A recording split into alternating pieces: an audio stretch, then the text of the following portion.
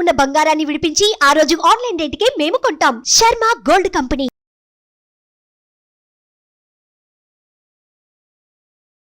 నమస్కారం, welcome to Suman TV. నేను గీతాంజలి. అఖండ ధనప్రాప్తిని కలిగించి శత్రునాశనం చేసి అకారణ భయాలను తొలగించే ఆ వారాహీమాత నవరాత్రులు జూలై 6వ తారీఖు నుంచి 14వ తారీఖు వరకు రాబోతున్నాయి. అసలు ఈ గుప్త నవరాత్రులను ఎవరెవరు ఆచరించవచ్చు, అమ్మవారిని ఎలా ఆరాధించాలి, ఏ విధమైన పూజను చేయాలి, ఎటువంటి నైవేద్యాలు అమ్మవారికి సమర్పించాలి, ముఖ్యంగా నవరాత్రులు అంటే 9 రోజుల పాటు ఒక్కొక్క రోజు అమ్మవారిని ఏ విధంగా ఆరాధించాలో మీకు తెలియజేసే ప్రయత్నం చేస్తున్నాం. ఇప్పటివరకు ఈ వీడియో అంటే ఇటువంటి ఇన్ఫర్మేషన్ మీరు ఎక్కడా చూసి ఉండరు.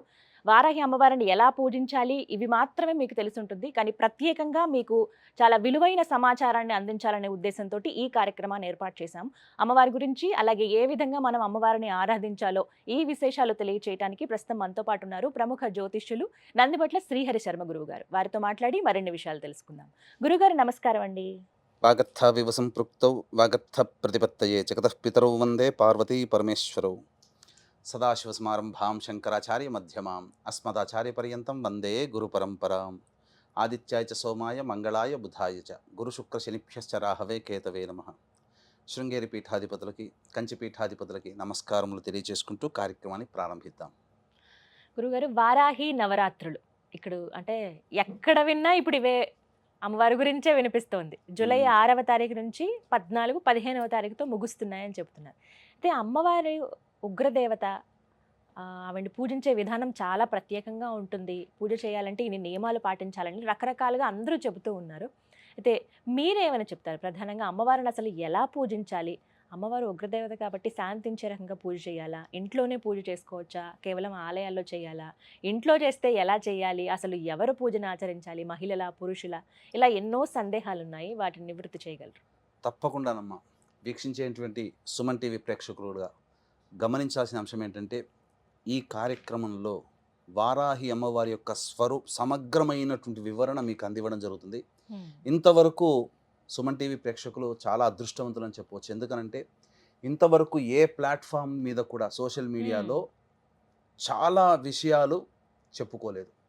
కానీ మనం ఈ కార్యక్రమంలో అమ్మవారికి సంబంధించినటువంటివి చాలా విషయాలు మనం తెలుసుకోబోతున్నాం. అమ్మవారికి ఇప్పటి వరకు మీరు కని విని ఎరగనటువంటి, అనగా చాలా పురాణాల్లో రహస్యోక్తంగా అమ్మవారిని పూజించిన వారు ఏ ఏ పదార్థాలతో పూజించారు, నైవేద్యం పెట్టారు, ఏ విధంగా అర్చన చేసుకున్నారు, ఏ ఏ విధంగా అమ్మవారిని ఉపాసన చేశారు, ఎటువంటి ఫలితాలు పొందారు అనేటువంటి విషయాన్ని ఈ రోజున నాకు అమ్మవారు పలికించినటువంటి జ్ఞానాన్ని వీక్షించే ప్రేక్షకులు, మన సుమన్ టీవీ ప్రేక్షకుల కోసం తెలియచేస్తున్నానమ్మా. ఇక్కడ ప్రధానంగా వారాహి దేవత అమ్మవారు ఎవరు అనంటే భండాసురుడిని సంహరించడం కోసమై అమ్మవారు సృష్టించినటువంటిది. అంటే లలిత అమ్మవారి స్వరూపమే దుర్గా, రాజశ్యామల, దండనాయిక ఈ వారాహి అమ్మవారు. ఈ వారాహి అమ్మవారికి సంబంధించి అంటే మనకు వరాహ రూపంలో మనకు స్వామి మనకు తెలుసు, వరాహ స్వామి అని. స్త్రీ రూపముగా వారాహి అంటే ఇక్కడ మీరు గమనించాల్సిన అంశం ఏంటంటే లక్ష్మీనారాయణ స్వరూపం, లక్ష్మీ స్వరూపం అమ్మవారు. విష్ణు భగవానుడు వరాహం అయితే లక్ష్మీ స్వరూపము వారాహి. అందుకే అమ్మవారికి లక్ష్మీ సహస్రనామాల్లో వారాహి, ధరణి, ధ్రువ అనే సహస్రనామాల్లో ఒక పేరు. కాబట్టి సాక్షాత్తు లక్ష్మీ స్వరూపము వారాహి అమ్మవారు. ఈ అమ్మవారిని కొలిచినటువంటి వారికి శత్రు నిర్మూలన, కోర్టు కేసులు నివారించడం, ముఖ్యంగా ధైర్యం వస్తుంది. ముఖ్యంగా ఈ సస్యాధిపతి అమ్మవారు, ఆషాఢ మాసం కదా, రైతులందరూ పొలం దున్నుకుంటారు. ఇది సస్యాధిపతి, పంట పొలాల్లో పంటలు బాగా పండుతాయి అమ్మవారిని పూజించిన రైతులకి. అలాగే అన్నిటికంటే మించి శత్రుంజయము, మన కోసం మన మీద ఎవరైతే శత్రువులు ఉంటారో, మన మీద ఏదైనా చెయ్యాలని చెప్పి ఆలోచించేస్తారు కదా, కుట్రలు, ఆ కుట్రలు చేయలేకపోతారు వాళ్ళు. అంతటి శక్తివంతమైనటువంటిది ఈ వారాహి అమ్మవారు. అన్నిటికంటే మించి ధనప్రాప్తిని విశేషంగా కలగజేస్తుంది వారాహి అమ్మవారు. కాబట్టి ఈ వారాహి అమ్మవారిని ఎవరు చేసుకోవచ్చు అనంటే, ఈ అమ్మవారి నవరాత్రులకు సంబంధించి గుప్త నవరాత్రులు పేరులోనే రహస్యం అని, గుప్తం అంటే రహస్యం. కాబట్టి ఒకప్పుడు కేవలం ఉపాసనా పరులైనటువంటి వ్యక్తులు మాత్రమే చేసుకున్నటువంటి యొక్క వారాహి నవరాత్రులు ఇప్పుడు సామాన్య బాహుళ్యంలోకి వెళ్ళింది. కాబట్టి ఎవరైనా చేసుకోవచ్చు, దేవతని ఉపాసించడానికి ఎవరైనా చేయవచ్చు. కాకపోతే చేసే విధానంలో ఉన్నప్పుడు మాత్రము దానికి తగ్గ వాళ్ళు మాత్రమే చేయాలి. ఇప్పుడు అటం బాంబు ఉందమ్మా, దాన్ని నిర్వీర్యం చేయాలి.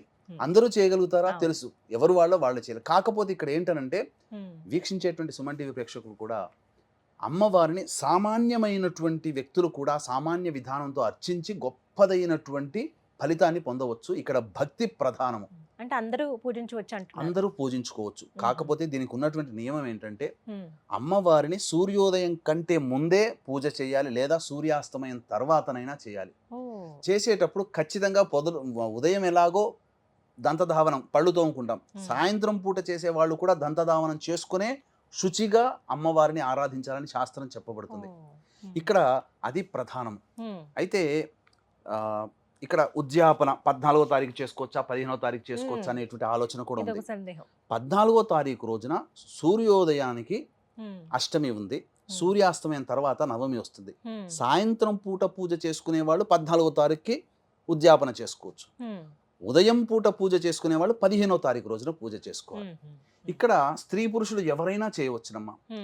అయితే ఇక్కడ ఈ రోజున మనం చెప్పుకోబోయేటువంటి వారాహి సంబంధించినటువంటి దాంట్లో వీక్షించేటువంటి సుమన్ టీవీ ప్రేక్షకులు కూడా ఏమాత్రం కూడా ఈ కార్యక్రమాన్ని స్కిప్ చేసుకోకండి, మిస్ అవ్వకండి. ఎందుకనంటే 9 నవరాత్రులలో 9 రోజుల పాటు సుమన్ టీవీ వాళ్ళు మీకు చక్కటి వివరణని ఇవ్వడానికి ప్రయత్నం చేస్తున్నాం.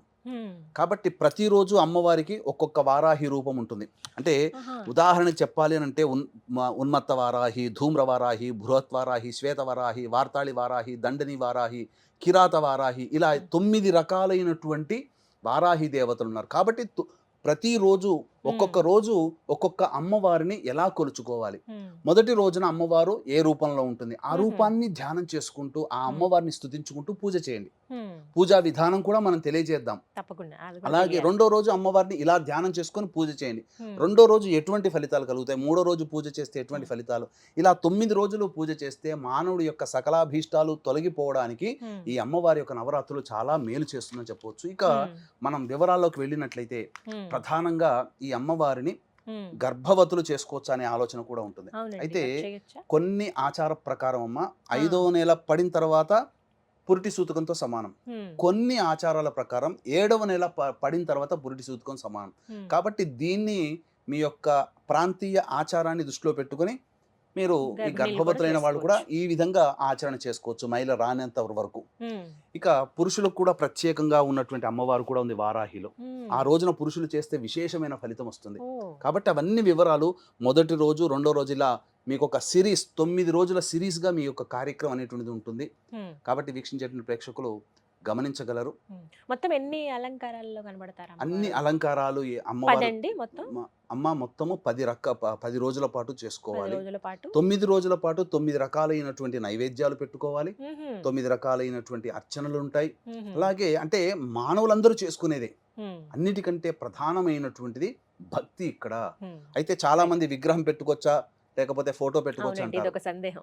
ఫోటోనే పెట్టుకోండి అమ్మ. విగ్రహం పెట్టుకుంటే ఆ విగ్రహానికి తగ్గట్టుగా చేసుకోవాలి. ఇంకో కొంతమంది అఖండ దీపం పెట్టుకోవచ్చా, మామూలు దీపం పెట్టుకోవచ్చు అంటే 9 రోజులు కాపాడగలిగేటువంటి శక్తి ఉంటే 9 రోజులు అఖండ దీపం పెట్టుకోండి, లేదా సామాన్యంగా దీపారాధన చేసుకోవచ్చు. దీపారాధన కూడా ఏ విధమైనటువంటి దీపారాధన చేసుకోవాలో మనం తెలుసుకుందాం. ఇంకా చెప్పాలి అని అంటే ఇక్కడ ప్రధానంగా అమ్మవారికి ధూపం అంటే చాలా ఇష్టం. కాబట్టి ఏ ఏ పదార్థాలతో ధూపం చేస్తే అమ్మవారు సంతోషపడుతుందో కూడా మనం ఈ కార్యక్రమంలో చేసుకుందాం. కాబట్టి ఈ యొక్క వారాహి అమ్మవారి యొక్క అనుగ్రహం అందరికీ అందించాలనేటువంటి ఒక సదుద్దేశంతో ఈ వారాహి అమ్మవారిని అందరూ పూజ చేసుకుంటారమ్మా. ఈ యొక్క వారాహి అమ్మవారికి సంబంధించి పూజ చేసేటప్పుడు మనం చెప్పుకున్నాం కదా, 12 నామాలని శక్తి ఉంటే 108 సార్లు 12 × 108 సార్లు ప్రతిరోజు పారాయణం చేయడం, లేదా 54 సార్లు, లేదా కనీసం 27 సార్లైనా 12 నామావళిని పారాయణం చేయాలి. దీనితో పాటుగా అమ్మవారి యొక్క సంపూర్ణమైనటువంటి అనుగ్రహం కలగాలి అని అంటే ఖచ్చితంగా ప్రతిరోజు లలితా సహస్రనామ పారాయణం అనేటువంటిది చేయండి. గురుగారు, హోమం నిర్వహిస్తున్నామని చెప్పారు జూలై 15వ తారీఖున, ఆ వివరాలు తెలియచేయండి. జూలై 15వ తారీఖు రోజున ఈ వారాహి సంబంధించి భగవంతుడు అనుగ్రహిస్తే 9 రకాలైనటువంటి వారాహి అమ్మవారి యొక్క హోమాది కార్యక్రమాలు చేయించడం జరుగుతుంది. లేదా ఖచ్చితముగా వారాహి అమ్మవారి హోమము, ప్రత్యంగిర హోమము, బగళాముఖి హోమము, రాజశ్యామల హోమములు ఖచ్చితంగా కేవలం 1500 రూపాయల రుసుముకుతో ఈ యొక్క హోమాది కార్యక్రమాలు జరిపించడం జరుగుతుంది. ప్రధానంగా ఆ 15వ తారీఖు రోజున రాత్రి 9 గంటలకి కార్యక్రమం ప్రారంభమవుతుంది. కాబట్టి వీక్షించేటువంటి సుమన్ టీవీ ప్రేక్షకులు సాయంత్రం 7 లోపల వరకు కూడా గోత్రనామాలు నమోదు చేసుకునే అవకాశం ఆ 15వ తారీఖు రోజున 15వ తారీఖు వరకు కూడా ఉంటుంది. అవకాశం ఉంటే ముందుగానే ఈ యొక్క కార్యక్రమం చూసినప్పుడు వెనువెంటనే చేసుకోవాలనే సంకల్పం ఉంటే వెనువెంటనే చేసుకోండి. ఈ హోమంలో పాల్గొనడం ద్వారా శత్రునాశనం జరుగుతుంది, ధనప్రాప్తి కలుగుతుంది, ఉద్యోగం లభిస్తుంది, కోరిన కోరికలు లభిస్తాయి. ముఖ్యంగా భూగృహ వసతులు ఈ అమ్మవారిని పూజించడం ద్వారా కలుగుతుంది. సకల సంతోషాలు కలుగుతాయి. ముఖ్యంగా భయముతో కూడుకున్నటువంటి జీవితం మన నుంచి వెళ్ళిపోతుంది. ధైర్యంగా బతకగలుగుతాం. విలువైన సమాచారం ఇది. ఎవరైతే హోమంలో పాల్గొనాలనుకుంటున్నారో వారికి గురువుగారి నెంబర్ స్క్రీన్ మీద డిస్ప్లే చేస్తామండి. కాల్ చేసి మీరు వివరాలు కనుక్కోండి. ఏ హోమం అయితే మీరు చేయించుకోవాలనుకుంటున్నారో కేవలం 1500 రూపాయలకి హోమాన్ని నిర్వహిస్తున్నారు. మీ పేరు అలాగే గోత్రాలు కూడా మీరు నమోదు చేయించుకోండి. గురువుగారు, అసలు వారాహి అమ్మవారికి పూజ ఏ విధంగా చేయాలండి ఈ 9 రోజుల పాటు నవరాత్రుల్లో? వారాహి అమ్మవారికి పూజ ప్రధానంగా లలితా అమ్మవారి చిత్రపటము కానీ లేదా చిన్నపాటి స్ఫటికంతో కానీ వెండితో కానీ ఇత్తడితో కానీ బంగారంతో కానీ ఉన్నటువంటి శ్రీచక్రాన్ని ముందు ప్రతిష్ఠించుకోవాలి. తర్వాత ఆ లలిత అమ్మవారి ముందర కలశం పెట్టుకునే ఆచారం ఉంటే కలశం పెట్టుకోండి. లేకపోతే కనీసం ఒక పక్కన అమ్మవారికి ఒక పక్కన రాజశ్యామల, ఒక పక్కన వారాహి అమ్మవారి చిత్రపటం పెట్టుకోండి. ఈ 3 దేవతలు ఉండాలి ఖచ్చితంగా. అమ్మవారికి ఈ 3 దేవతలకి కూడా పసుపు కొమ్ముల మాల వేయండి. చెప్తాను ఎందుకు ఆ పసుపు కొమ్ముల మాల అనేటువంటిది. ఇక సూర్యోదయం కంటే ముందే ఈ అమ్మవారి పూజ చేసుకోవాలి, లేదా సూర్యాస్తమయం తర్వాతనైనా పూజ చేసుకోవాలి. ముందుగా ఈ అమ్మవారికి దీపారాధన ఎలా చేయాలి? దీపారాధన అమ్మవారికి కందగడ్డలో దీపారాధన చేస్తే చాలా సంతోషిస్తుందటమ్మ. కాబట్టి కందగడ్డ దొరుకుతుంది కదా, దానిపైన చక్కగా కడిగి దానిపైన కొద్దిగా చెక్కు తీసేసి దాంట్లో మన దీపపు కుంది ఎలా ఉంటుందో ఆ విధంగా కందగడ్డను చేసుకోవాలి, కొంత తీసేసుకోవాలి. అందులో ఇప్ప నూనెతో కనుక అమ్మవారికి దీపారాధన చేస్తే ఇంకా సంతోషిస్తుందట. కాబట్టి విప్ప నూనెతో దీపారాధన చేయండి. చేసిన తర్వాత ఈ అమ్మవారికి ప్రధానంగా నీలి రంగు ఆవాహన చేసుకుంటారు కదా, అర్చన అవన్నీ చేసుకుంటారు కదా. ఈ అర్చనలో భాగంగా నీలి రంగు పుష్పాలతో కానీ, అంటే నీలి రంగు చామంతి, శంఖపుష్పి నీలి రంగు, లేదా ఈ విప్ప పూలతోనైనా కానీ అర్చన చేస్తే అమ్మవారు చాలా సంతోషిస్తుందట.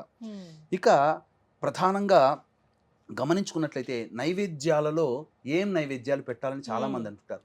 ఈ అమ్మవారికి బెల్లం పానకం అంటే మహా ఇష్టం. కాబట్టి బెల్లం పానకం, నువ్వులతో చేసిన లడ్డూలు, అందున ఇలాచి ఆవు నేతితో చేసిన నువ్వుల లడ్డూలు పెట్టాలి. ఎర్రటి పండ్లు అంటే దానిమ్మ పండ్లు పెట్టాలి. ముఖ్యంగా ఒక చిన్న పాత్రలో తేనె నైవేద్యంగా పెట్టాలి. ఇవన్నీ 9 రోజుల పాటు చేసుకోవాలి. ఇవన్నీ 9 రోజుల పాటు మీరు వస్తు భాండాగారాలని తెలుసుకోవాలి. ఇక ఈ అమ్మవారికి రథం పేరు కిరిచక్రం. అంటే ఈ అమ్మవారి పూజ చేసేటప్పుడు అమ్మవారి యొక్క దేహాన్ని, రూపాన్ని మనసులో ధ్యానం చేసుకుంటూ 1000 మంది వరాహములు లాగుతుండగా అమ్మవారు ప్రయాణిస్తుందట. అందుకని ఈ అమ్మవారికి కిరిచక్రం అనేటువంటి పేరు. ఇక ఈ అమ్మవారికి విశ్వేశ్వరుడే ప్రతిష్ఠించడం, కాశీ విశ్వేశ్వరుడే వింధ్యాచలంలో ప్రతిష్ఠించాడు. కాబట్టి అంతటి అమ్మవారు ఈ వారాహి నవరాత్రులతో పాటు బాగా ఉపాసన చేసుకుంటే రేవతి నక్షత్రం వచ్చినప్పుడు ఈ అమ్మవారిని పూజ చేస్తే విశేషమైనటువంటి ఫలితం కలుగుతుంది. ఇది ఈ యొక్క విధానంగా చేసుకోవచ్చు. అయితే ఈ వారాహి అమ్మవారికి ధూపము అనంటే చాలా ఇష్టం. ఏ ఈశ్వరుడికి అభిషేకం అంటే ఇష్టం, వెంకటేశ్వరుడికి పుష్పార్చన అంటే ఇష్టం. అమ్మవార్లకి ఏ అమ్మవారికైనా ధూపం అంటే చాలా ఇష్టం. ప్రత్యేకించి ఒక్కొక్క అమ్మవారికి ఒక్కొక్క రకమైన ధూపం చేయాలి.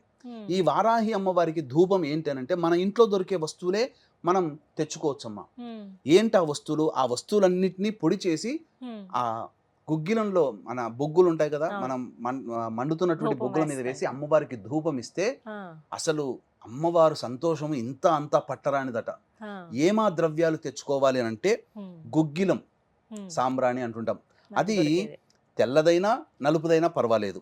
ఇక యాలకుల పొడి, ఇలాచీ పొడి అని అంటారు. ఇక పసుపు పొడి, శుద్ధమైనటువంటి పసుపు పొడి 3, తెల్ల గురువింద గింజల పొడి దొరుకుతాయి, పచారీ షాపులో దొరుకుతాయి. ఇక్కడ ఇది మాత్రం దొరకకపోవచ్చు. తెల్ల ఈశ్వరి వేరు అని అంటారు, అది దొరకకపోవచ్చు. సాధ్యమైనంత వరకే మీరు తెచ్చుకోండి. ఆయుర్వేదం షాప్ లో ఏమైనా ప్రయత్నిస్తే దొరుకుతాయమ్మా. తెల్ల ఈశ్వరి వేరును దంచి పొడి చేసుకోవాలి. ఇక తెల్ల జిల్లేడు పువ్వుల పొడి, తెల్ల జిల్లేడు పువ్వుని తెచ్చుకొని దాన్ని నీడను ఆరబెడితే పొడి చేసుకోవచ్చు. ఇక మిరియాల పొడి, కారం పొడి, శొంఠి పొడి, ఇవన్నీ వేసి అమ్మవారికి ధూపం ఇవ్వాలి. రోజుకొక్కటిగా లేదు అన్ని కలిపి ప్రతిరోజు ధూపంలో. ఇప్పుడు మనం చెప్పినటువంటి వివరాలు ఏదైతే పూజా విధానం ఉందో అందరికీ తెలుసు. అన్ని ప్రసార మాధ్యమాల ద్వారా పూజా విధానం ఎలా చేసుకోవాలో తెలుస్తుంది. మనం ప్రత్యేకించి ఈ యొక్క సంబంధించినటువంటిది ఈ యొక్క ధూపం వేయాలి. అయితే అమ్మవారికి ద్వాదశ నామావళి అని ఉంది. ఆ ద్వాదశ నామావళి చాలా ప్రీతికరం అమ్మవారికి. శక్తి ఉందనుకోండి, ఆ ద్వాదశ నామావళిని రోజుకి 108 సార్లు పారాయణం చేయండి, లేదు 54 సార్లు అయినా పారాయణం చేయండి. ఇక కందగడ్డ దీపారాధన చేశాం కదా, మీకు శక్తి ఉంటే ప్రతిరోజు కందగడ్డతో ఆ దీపారాధనగా కుందిగా తయారు చేసుకొని ప్రతిరోజు ఒక కందగడ్డలో వేయొచ్చు, లేదా ఒకే కందగడ్డది 9 రోజుల పాటు ఉండి తర్వాత మనం ఈ అమ్మవారికి 9వ రోజు 10వ రోజు ఆచారం ఉంటుంది కదా, అప్పుడు ఆ నైవేద్యంగా ఆ యొక్క కందగడ్డని ఇంట్లో వండుకొని భోజనం చేయవచ్చు. నైవేద్యములో చిలకడ దుంప, బెల్లం పానకం, పనసపండు, దానిమ్మ గింజలు, అది నువ్వుల లడ్డూలు, నల్లదైనా తెల్లదైనా నువ్వుల లడ్డూలు, ఇలాచి, ఆవు నేతితో చేయాలి, బెల్లము, ఇవి పెట్టినట్టయితే అమ్మవారు చిలకడ దుంప, ఇవి అమ్మవారికి చాలా ప్రీతికరం. ఇక హోమం చేసుకునే అలవాటైతే హోమంలో తోక మిరియాలు, తెల్ల ఆవాలు, పనసపండు ఇవన్నీ వేయాలి.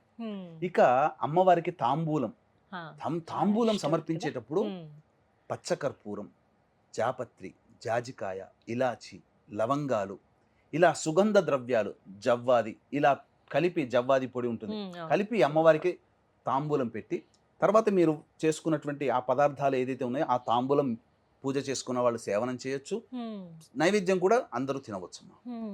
ఈ విధంగా పూజా విధానం అన్నమాట. పూజా విధానం చాలా చక్కగా వివరించారండి. ముందుగా అందరూ ఇవి తెలుసుకోవాలి. ఇవి 9 రోజుల పాటు అందరూ ఆచరించవలసింది. 9 రోజుల పాటు మనం చెప్పినటువంటి విధానంగా అమ్మవారిని ఆ విధంగా ధూపము, నైవేద్యము, దీపారాధన, అర్చన, ఇవన్నీ మనం చెప్పినటువంటి వస్తువులతో చేస్తే చాలా విశేషం. ఇక మనం 9 రోజులలో 9 రోజుల పాటు ఒక్కొక్క అమ్మవారు ఏ రూపంలో ఉంటుంది, ఏ రూపంలో ధ్యానం చేసుకొని అమ్మవారిని పూజించాలో కూడా తెలుసుకుందాం.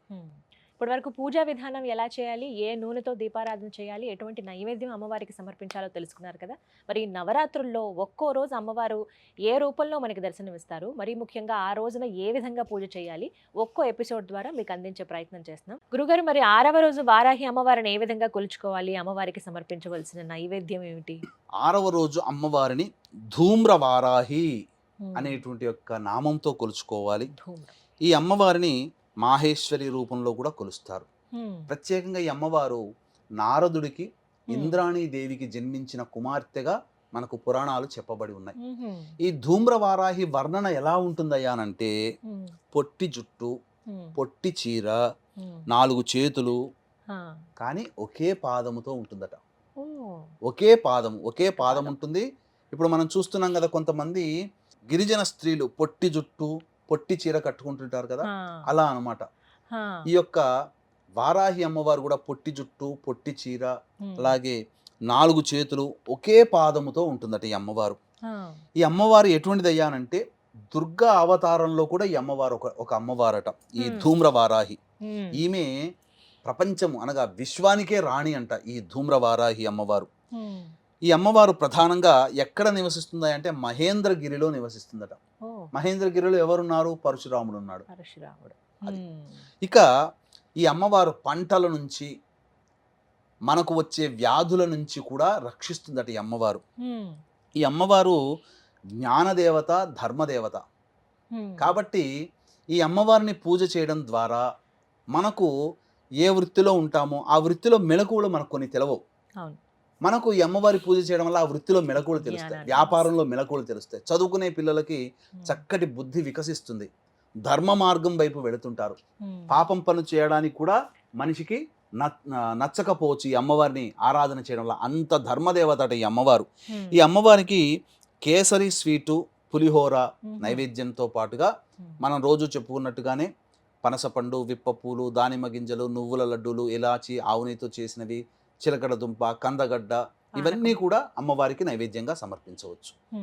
ఈ విధంగా ఆరో ఆ. రోజు. ఈ అమ్మవారిని పూజించడం వల్ల ఉమ్, శాంతి కలుగుతుందట. ముఖ్యంగా భయాందోళనలు, ఏదో ఒక మనిషికి ఒక ఆరాటము లేకపోతే అశాంతి ఉంటుంది కదా, అవును. ఆ శాంతి కలుగుతుందట. స్థిరత్వం వస్తుందట. స్థిరత్వం అంటే వృత్తిలో కానీ, ఉద్యోగంలో కానీ, వ్యాపారంలో కానీ స్థిరత్వం వస్తుందట. ఉమ్, అనేకమైనటువంటి శక్తులు వస్తాయట ఈ అమ్మవారిని ఆరాధన చేయడం వల్ల. ఉమ్, ఈ ఇది విధంగా ఆరవ అమ్మవారికి రోజు. చెప్పబడి ఉందమ్మా.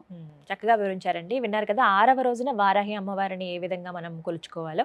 అలాగే చివరి రోజున అంటే జూలై 15వ తారీఖున గురువుగారు హోమం తలపెడుతున్నారు. ప్రత్యేకించి ఈ హోమంలో మీరు కూడా పాల్గొనాలి అనుకుంటే స్క్రీన్ మీద నెంబర్స్ ఇస్తున్నాను, ఆ నెంబర్కి కాల్ చేసి పూర్తి వివరాలు కనుక్కోండి. ముందుగానే మీ పేరు, గోత్రాలు కనుక నమోదు చేయించుకుంటే ఇంకాస్త సులువు అవుతుంది. మీకు తెలిసిన వారికి కూడా చెప్పండి, వారు కూడా ఈ హోమంలో పాల్గొనే అవకాశం ఉంటుంది. ఇది వాళ్ళ వీడియో. నమస్కారం. సుమన్ టీవీలో మీ పర్సనల్ అండ్ బిజినెస్ ప్రమోషన్స్ కోసం కింది నెంబర్కి కాంటాక్ట్ చేయండి.